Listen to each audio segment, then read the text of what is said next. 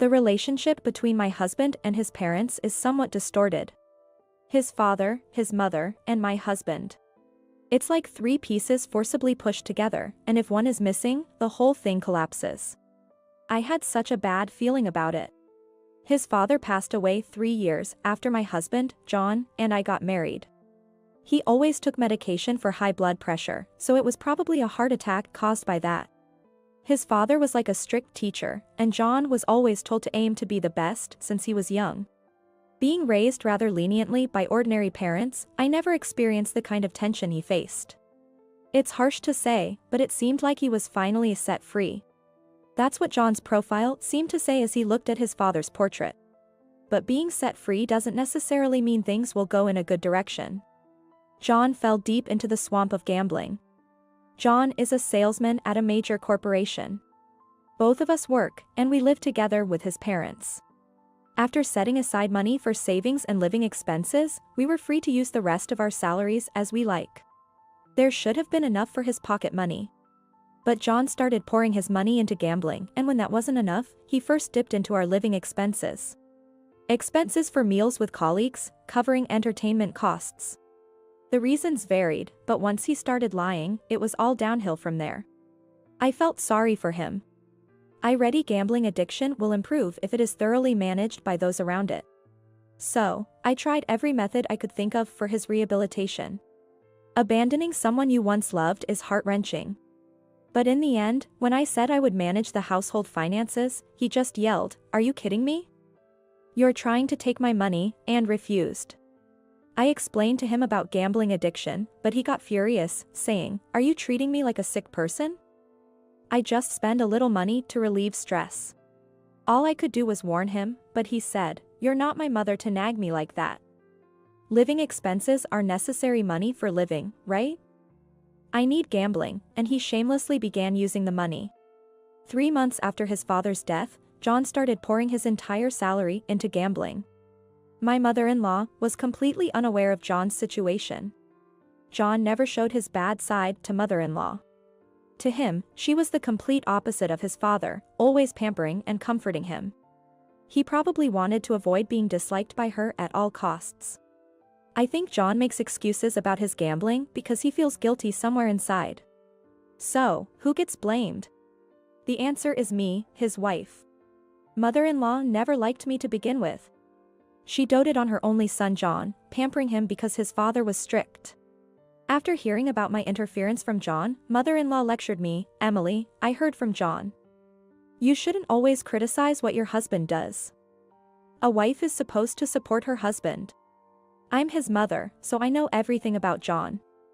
He's sensitive. He's not the kind to say harsh words, but you make him say you're nagging. You're really the worst wife." Mother-in-law would say such mean things to my face. But gambling needs to be properly rehabilitated. Oh, you're making a big deal out of it. A little gambling here and there is just socializing for men, right? Instead of sticking your nose in too much, why don't you polish your housekeeping skills? I've checked your room occasionally, and it's a mess. Dust everywhere. What, you entered my room without permission? Is that why some of my clothes are missing? Oh, is that a problem? This house is mine now. Now that Dad's gone, I can do as I like. I should be thanked for throwing out the unnecessary stuff. Before I could argue back, mother-in-law left with a loud laugh. After his father's death, mother-in-law changed too. Her malice became more apparent, not just mean comments, but also rummaging through my room and throwing away my belongings. When I complained to John, he accused me, "Are you calling my mom a thief? You probably lost it yourself. Are you trying to use this as an excuse to ask me for stuff?" Instead of believing me, he just yelled at me. Why did I put up with such a man, just because we were married? This thought grew stronger every day. And finally, when I discovered John had dipped into our savings for the future, something in me snapped. Let's get a divorce. That was the only option. It was absurd to keep enduring this. But would John, who treated me like a free housekeeper, easily agree to a divorce? As I hesitated, unexpected help came my way. "Hey, Emily? I have a favor to ask," my mother-in-law said in a cajoling tone. Would you divorce John? Of course, it's sudden, so I'll pay you alimony. How about $50,000? Divorce with alimony? I thought I was dreaming, but a pinch on my leg confirmed it was real. I know you still have feelings for John. You always made me the bad one to get his attention. But you two are mismatched. John is tired of your nagging and lies. And the money you both saved, didn't you spend it on your own, even though you said it was for future kids? What? I was too stunned to speak. It seemed John had blamed his embezzlement on me. John is forgiving, so he's letting it go. Being called the worst wife by his own mother would look bad, right? So, $50,000 is hush money. I almost screamed that it was all John's lies. But then, an idea crossed my mind. It's distasteful, but if I keep quiet, I could get a divorce with alimony. If it's mother-in-law's suggestion, John wouldn't refuse it. Understood. I happily accept your offer. I can't thank you enough for your kindness. I forced a smile and managed to say that. With mother-in-law leading, the divorce was quickly finalized. Not all the savings were gone, so I secured my share. Just in case, I got a written agreement about the alimony from mother-in-law, but it was promptly transferred, so I was relieved. The money must have come from my father-in-law's inheritance. I rented a place near my office, living alone. With a coveted walk-in wardrobe and loft. The power of money is incredible. Thanks to renting a nice place, the treatment from John and mother-in-law faded from my memory quickly. Mother-in-law contacted me 5 months after the divorce. I realized I hadn't changed my phone number. As I fiddled with my phone, she pleaded. Emily, please, help me. I was startled as she clung to me over the phone. I regret kicking you out. Please, help me. Mother-in-law began explaining her situation. The whole reason my mother-in-law urged me to divorce in the first place was because John said, I want to live just with you, Mom. John probably only told her about my nagging, keeping his gambling habit hidden. Mother-in-law, happy with her beloved son's words, didn't see his ulterior motive. After I left, John said, you can trust me with the finances, put the house in my name. It was going to be his inheritance anyway. Mother-in-law agreed without hesitation. But that was her mistake. Once the house was in his name, John took out a mortgage against it. Mother-in-law found out about the situation just 2 days ago. A foreclosure notice from a financial institution arrived, and that's how everything came to light. When she confronted John, it turned out he had repeatedly missed repayments, and it had been over 3 months since the last one. It was all gambling debt. The inheritance from his father, the savings, his salary. She was astounded when John said he had spent all the available money. What sealed mother-in-law's fate was his callous remark, Dad's inheritance should still have your share, right? With that, there won't be a foreclosure for a while.